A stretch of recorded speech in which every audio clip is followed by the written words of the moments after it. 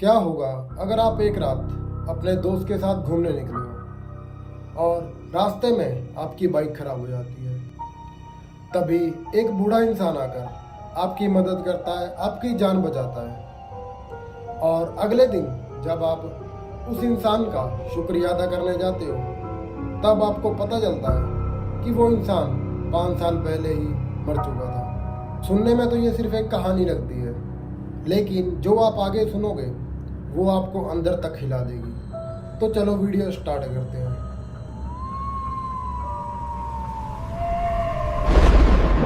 Every story hides a nightmare.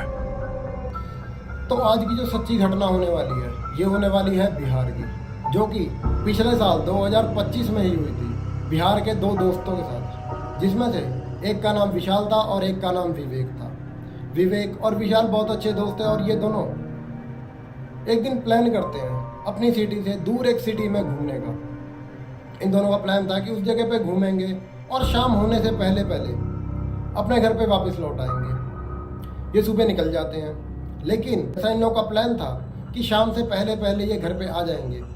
उस plan के हिसाब से ये नहीं चलते हैं, जिससे आते समय इन लोगों को रास्ते में काफ़ी देर हो जाती है। लगभग रात के 8-9 बज जाते हैं इन लोग को वापस आते हुए। और जिस रास्ते से ये आ रहे होते हैं, उसी रास्ते में एक बहुत पुराना शमशान घाट पड़ता है। और आसपास के गांव में उस शमशान घाट के बारे में बहुत से ऐसे चर्चे थे। लोग कहते थे कि उस शमशान घाट में रात को एक छलावा दिखती है, जो कि कभी इंसान का तो कभी जानवर का रूप लेके, और जो भी देर रात को उस शमशान घाट के पास रुकता है वो उसे पकड़ लेती है, या तो उसे उसी समय पे मार देती है, या तो अपने साथ ले जाती है। इन्होंने भी उस शमशान घाट के बारे में सुन रखा था, और जैसे जैसे ये उस रास्ते से आ रहे थे, इन्हें उसी बात का डर था कि कहीं उस रास्ते पे हमको कुछ ऐसा ना दिख जाए। ये शमशान घाट के पास पहुंच ही रहे होते हैं। लगभग 10 से 15 मिनट की दूरी पर ही शमशान घाट था। ये अपनी बाइक चला रहे होते हैं, आपस में मौज मस्ती करते, बातचीत करते आ रहे थे रात के अंधेरे में। लगभग रात के 10 बज गए थे। तभी शमशान घाट से 10-15 कदम की दूरी पर ही इनकी जो बाइक थी वो अचानक से बंद हो जाती है। इन्हें नहीं पता चल रहा होता है कि अचानक से बाइक क्यों बंद हो गई। विवेक जो बाइक चला रहा था और विशाल उसके पीछे बैठा था। विशाल उतरता है और बाइक देखता है कि क्या हो गया, क्योंकि बाइक में पेट्रोल भी फुल था और ऐसी कोई चीज़ भी नहीं थी जिससे बाइक खराब हो अचानक से। जो विवेक था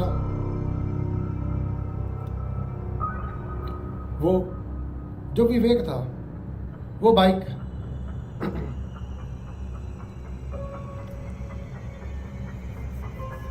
दोनों बाइक से उतरते हैं, बाइक को देखते हैं कि क्या हो गया। अचानक से बाइक चलते चलते बंद हो गई। इनको नहीं समझ आ रही होती है कि बाइक क्यों बंद हो गई।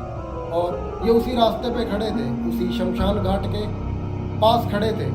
इन्हें डर भी बहुत लग रहा था और उस जगह पे इतना सन्नाटा था, रात का अंधेरा था। और जब इनकी बाइक बंद हुई, इनको उस जगह से इतनी नेगेटिव वाइब आ रही थी और इनको बहुत ज़्यादा डर लग रहा था। इन्हें समझ नहीं आ रहा था कि क्या करें। विवेक बाइक की 10-15 किक मारता है, बाइक स्टार्ट करने की कोशिश करता है, लेकिन बाइक स्टार्ट होने का नाम ही नहीं ले रही थी। ये दोनों को समझ ही नहीं आ रहा था कि क्या करें। और एक इन लोगों को डर भी बहुत लग रहा था, क्योंकि आगे शमशान घाट था और पीछे दूर दूर तक सड़कें और सुनसान रास्ता। और 2-3 मिनट ही हुए होते हैं, इन्हें उस जगह से बहुत नेगेटिव वाइब आने लग जाती है। इन्हें ऐसा लग रहा होता है कि कोई इन्हें देख रहा है, कोई इन्हें देख रहा है। इन्हें ऐसा फील होता है। तो इतना ज़्यादा डर जाते हैं कि अपने फ़ोन निकालते हैं। ये सोचते हैं कि गांव से किसी को कॉल करके बुला लें, किसी दोस्त को या फिर किसी फैमिली मेम्बर को। और जैसे ही ये दोनों अपना फ़ोन निकालते हैं, ये देखते हैं कि इन दोनों के फ़ोन की नेटवर्क ही नहीं आ रही होती है। अब इनका जो डर था वो पीक लेवल पे पहुंच जाता है। तभी अचानक से इनके पीछे से किसी के चलने की आवाज़ आती है। ये दोनों पीछे पलट कर देखते हैं तो एक बूढ़ा इंसान जिसकी एज लगभग 50 60 के आसपास होगी। वो इंसान इनके पास आता है। पहले तो ये दोनों सोचते हैं कि अभी दूर दूर तक कोई भी इंसान इनके पीछे नहीं था। अचानक से ये बूढ़ा इंसान इनके पास क्यों आ गया, कब आ गया और ये इतनी पास आ गया, हमने इनको देखा नहीं। जबकि 2 मिनट पहले ही हम पीछे मुड़कर देख रहे थे और 2 मिनट बाद ही ये इंसान अचानक से कैसे इनके पास आ गया। वो इंसान इनके पास आता है, वो बूढ़ा अंकल इनके पास आता है और इनसे पूछता है कि क्या हुआ। विवेक और विशाल बोलते हैं कि पता नहीं, अचानक से बाइक खराब हो गई और हमें समझ भी नहीं आ रहा है कि क्या करें, क्योंकि फ़ोन का नेटवर्क भी नहीं आ रहा है, क्योंकि फ़ोन का इस जगह पे नेटवर्क भी नहीं आ रहा है। और आगे शमशान घाट है और पीछे दूर दूर तक ना कोई घर ना कोई गांव है। वो बूढ़ा इंसान हल्की सी स्माइल देता है और इनको बोलता है कि रुको मैं देखता हूँ। वो बूढ़ा इंसान अपने हाथ बाइक की इंजन के ऊपर रखता है और बोलता है कि अब स्टार्ट करो, हो जाएगा। जो विशाल था और जो विवेक था वो सोचते हैं कि ये क्या बोल रहा है। वो फिर भी उस इंसान के सामने बाइक स्टार्ट करते हैं और हैरानी की बात यह थी कि जैसे ही वो पहली किक मारते हैं वैसे पहली ही किक में बाइक स्टार्ट हो जाती है। और जैसे ही बाइक स्टार्ट होती है वो बूढ़ा इंसान इनको बोलता है कि देखो, यहाँ से जा रहे हो तुम, लेकिन कुछ भी हो जाए तुम पीछे मुड़कर मत देखना, चाहे कोई कितना भी चिल्लाए, कितना भी बुलाए, या तो चाहे मैं भी क्यों ना तुमको पीछे से आवाज़ दूं, लेकिन पीछे पलट कर मत देखना जब तक तुम अपने घर पर ना पहुंच जाओ। ये विवेक और विशाल ये सुनकर हैरान होते हैं, लेकिन वो सोचते हैं कि बाइक स्टार्ट हो गई है तो अब यहाँ से निकलना ही सही होगा। जाते समय जो विशाल था वो उन बूढ़े इंसान से उनका नाम पूछता है, तो वो बूढ़ा इंसान बताता है कि मेरा नाम राम प्रसाद है, ये दोनों अपनी बाइक का गियर डालते हैं और वहाँ से चल पड़ते हैं। लगभग 5 मिनट की दूरी पर ही ये गए होंगे। इन्हें पीछे से किसी के बुलाने की आवाज़ आती है। जो विशाल था वो पीछे बैठा था और जो विवेक था वो बाइक चला रहा था। विवेक पीछे पलटने ही वाला था, तभी जो विशाल था वो विवेक को रोक देता है। वो बोलता है कि तुझे उस बूढ़े इंसान की बात समझ नहीं आई क्या। वो ऐसा बोल के विवेक को समझा देता है और जो विवेक और जो विशाल थे वो फिर से सीधा देखने लग जाते हैं और सीधे चलने लग जाते हैं। लेकिन तभी ये देखते हैं कि पीछे से जो आवाज़ आई थी वो धीरे धीरे और तेज हो रही है। ऐसा लग रहा है कि कोई इनके साथ साथ भाग रहा है, कोई इनके पीछे भाग रहा है और बुला रहा है। ये दोनों फिर भी उस चीज़ को इग्नोर करते हैं। थोड़ी दूर और ये गए होंगे, वो आवाज़ बदलने लग जाती है, कभी किसी फीमेल की तो कभी किसी मेल की, कभी किसी बच्चे की तो कभी किसी बूढ़े की। इन्हें समझ नहीं आ रही होती कि क्या हो रहा है। ये सीधा चल ही रहे थे, ये सीधा जा ही रहे थे। फिर जो विवेक था वो अपने शीशे से, वो अपने बाइक के शीशे से पीछे देखने की कोशिश करता है, तो ये देखता है कि पीछे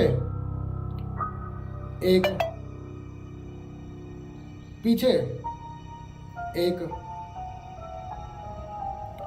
सफेद कपड़े में लड़की भाग रही है, जिसका आधा चेहरा पूरी तरीके से जला हुआ है। उसके बाल उसके मुंह पर यहाँ तक आ रहे थे। ये उसका चेहरा पूरी तरीके से नहीं देख पा रहा था, लेकिन जितना भी दिख रहा था वो सब जला हुआ था। ये चिल्लाकर बाइक और तेज भगाता है, इनका घर कम से कम आधे घंटे की दूरी पर ही और था। ये चिल्लाते हुए ये अपनी बाइक की स्पीड और बढ़ा लेता है। गांव में पहुंचते ही ये पहले अपनी बाइक रोकते हैं, पास के नलके से ये पानी पीते हैं। अगले दिन ये सोचते हैं कि हम अगले दिन जाकर उनके नाम से उन्हें ढूंढेंगे और उन्हें शुक्रिया अदा करेंगे, जो भी उन्होंने हमारी जान बचाई या जो भी उन्होंने हमारी बाइक स्टार्ट की। ये सोच के ये दोनों अपने घर पे चले जाते हैं। अगली सुबह ये दोनों 10-11 बजे के आसपास उसी शमशान घाट के पास वाले गांव में जाते हैं। उस जगह पे जाकर वो वही बूढ़े इंसान का नाम लेकर, राम प्रसाद, उस बूढ़े इंसान का नाम लेकर उसे ढूंढने लग जाते हैं। उसी गांव में इन्हें 2-4 लोग दिखते हैं। विवेक और विशाल उनसे पूछते हैं कि यहाँ पर कोई 50-60 साल का बूढ़ा इंसान रहता है जिसका नाम राम प्रसाद था, जिसका नाम ये था। तो जो 4-5 लोग खड़े थे वो इन दोनों से उनका हुलिया पूछते हैं कि वो इंसान दिखने में कैसा था। विवेक और राहुल उस बूढ़े इंसान का हुलिया बताते हैं। विशाल और विवेक की बात सुन के उसके हाथ से चाय का कप गिर जाता है। वो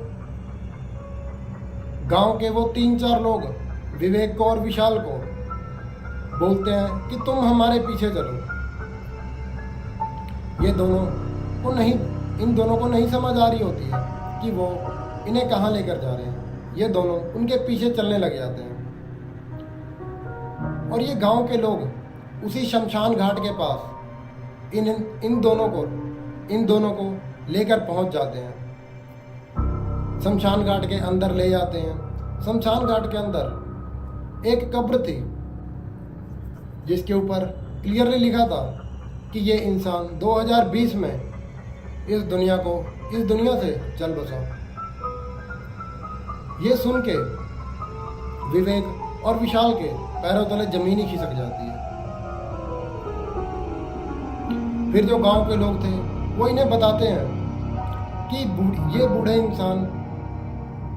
इंसान की मृत्यु भी इसी शमशान घाट में हुई थी, किसी की मदद करते हुए। और तब से लेके आज तक जो भी इस शमशान घाट के आसपास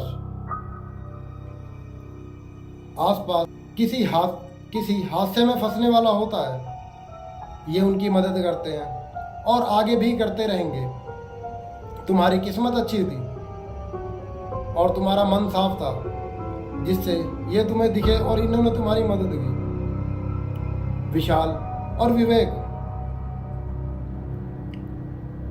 उस कब्र के सामने जाते हैं और उस कब्र से धन्यवाद बोलते हैं, उसके ऊपर फूल चढ़ाते हैं और फिर अपने गांव में वापस आ जाते हैं और गांव में भी आकर लोगों को बताते हैं, लेकिन कोई उनकी बातों पर यकीन नहीं करता।